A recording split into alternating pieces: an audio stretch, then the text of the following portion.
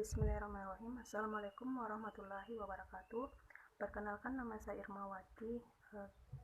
Di sini saya akan menjelaskan mengenai konversi. Konversi merupakan peraturan hak-hak atas tanah sebelum berlakunya Undang-Undang Politik Agraria, atau dengan kata lain adanya peralihan atau perubahan atau biasa disebut dengan offsetting dari suatu hak kepada suatu hak lain.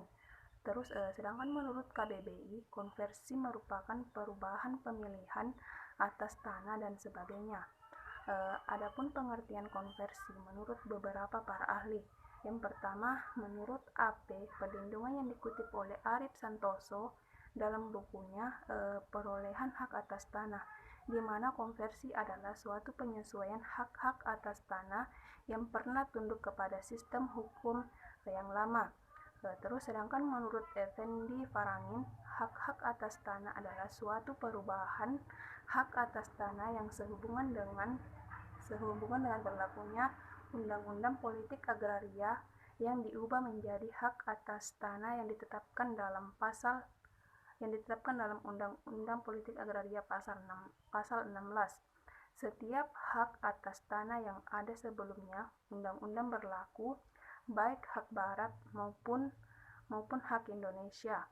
Oleh ketentuan konversi Undang-Undang Politik Agraria diubah menjadi salah satu hak atas tanah yang disebut dengan hukum tanah yang baru. Terima kasih. Saya akan melanjutkan materi dari Saudari Irmawati, yaitu cara terjadinya konversi. Konversi hak atas tanah ialah perubahan hak-hak atas tanah yang ada sebelum berlakunya Undang-Undang Nomor 5 Tahun 1960 tentang Peraturan Dasar Pokok-Pokok Agraria atau UPA. Berlakunya UPA, pelaksanaannya diatur dalam Peraturan Menteri Agraria Nomor 2 Tahun 1960 tentang pelaksanaan beberapa ketentuan UPA. Kemudian terjadinya konversi adalah karena hukum dan secara serentak sejak tanggal 24 September 1960. Selain itu, ada pula konversi yang terjadi selain karena hukum, tetapi karena disertai syarat-syarat tertentu yang memerlukan suatu tindakan penegasan yang bersifat deklaratoir. Misalnya konversi hak eigendom menjadi hak milik. Dalam konversi hak eigendom menjadi hak milik tidak terjadi perubahan subjek pemilik atau subjeknya tetap atau yakni pemiliknya yang bersangkutan, kecuali apabila tidak dilakukan sesuai dengan ketentuan atau pemiliknya tidak ada. Yang terakhir itu tujuan konversi tanah tersebut untuk memberikan kepastian hukum, perlindungan hukum kepada pemegang hak atas tanah atau menghasilkan surat tanda bukti hak yang berlaku sebagai alat pembuktinya yang kuat. Baiklah, saya akan melanjutkan materi dari Saudari Hijrawati, yaitu konversi hak atas tanah adat. Tanah adat adalah tanah yang dikuasai oleh masyarakat adat tertentu di daerah yang tersebar di seluruh Indonesia.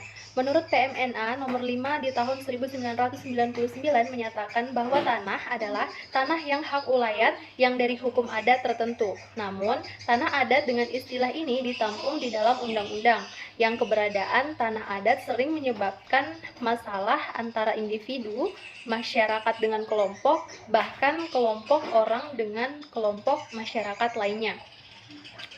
Kemudian hak ulayat adalah hak penguasaan tertinggi masyarakat hukum adat yang meliputi semua tanah serta yang termasuk di dalam lingkungan wilayah tertentu. Adapun menurut pasal 2 ayat 2 Peraturan Menteri Negara Agraria atau Kepala Badan Pertanahan Nasional nomor 5 tahun 1999 tentang pedoman penyelesaian masalah tanah ulayat masyarakat hukum adat. Hak ulayat masyarakat hukum adat dianggap masih ada apabila pertama, terdapat sekelompok orang yang masih merasa terikat oleh tatanan hukum adatnya sebagai warga bersama suatu persekutuan hukum tertentu yang mengakui dan menerapkan ketentuan-ketentuan persekutuan tersebut tersebut dalam kehidupannya sehari-hari. Kemudian yang kedua, terdapat tanah ulayat tertentu yang menjadi lingkungan hidup para warga persekutuan hukum tersebut dan tempatnya mengambil keperluan hidupnya sehari-hari. Dan yang ketiga, terdapat tatanan hukum adat mengenai pengurusan, penguasaan, dan penggunaan tanah ulayat yang berlaku dan ditaati oleh para warga persekutuan hukum tersebut. Terima kasih. Warahmatullahi wabarakatuh. Di sini saya akan melanjutkan materi yang dibawakan oleh saudari Fitri Handayani. Nah, materi poin keempat yaitu konversi hak atas tanah barat, di mana merupakan hak tanah yang dilakukan agar pemilik tanah hak barat itu tidak serta-merta kehilangan hak atas tanahnya karena berlakunya Undang-Undang Nomor 5 tahun 1960. Kemudian adapun tujuan dari hak atas tanah barat ini yaitu memberikan kepastian hukum, perlindungan hukum kepada pemegang hak atas tanah dengan menghasilkan surat tanda bukti. Kemudian ada 5 jenis hak atas tanah barat yang akan dikemukakan oleh saudara Ida Bagus Setiawan. Kepadanya dipersilahkan. Ini saya mau melanjutkan materi yang dibawakan oleh teman-teman saya tadi. Di sini saya akan melanjutkan materi dengan tema konversi hak atas tanah barat. Hak atas tanah barat atau hak Elgendom sendiri merupakan salah satu jenis tanah hak barat yang terkenal pada zaman kolonial Belanda pada waktu itu, yaitu hak milik atas benda yang dalam hal ini yang dimaksud adalah tanah, yang dimana pengaturannya tersebut tertuang dalam buku kedua KUHP Perdata.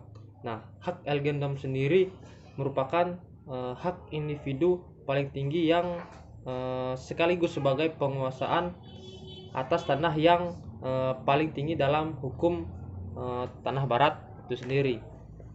Nah, kemudian konversi sebagai konversi hak atas tanah yang berasal dari tanah hak barat itu terdiri dari beberapa jenis. Yang pertama adalah hak Elgendom. Nah, hak Elgendom adalah hak untuk membuat suatu barang secara leluasa dan